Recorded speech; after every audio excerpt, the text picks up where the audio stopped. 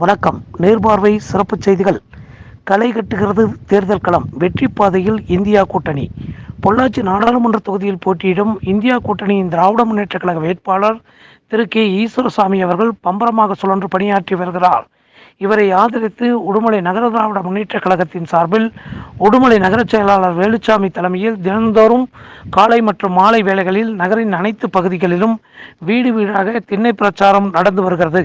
பிரச்சாரத்தில் திராவிட முன்னேற்ற கழக அரசு செய்த சாதனைகளை நகர செயலாளர் அண்ணன் வேலுச்சாமி பேசி வருவது பலத்த வரவேற்பை பெற்றுள்ளது. இன்று உழவர் சந்தை, அன்சாரி வீதி ஆகிய பகுதிகளில் திண்ணை பிரச்சாரம் நடந்தது.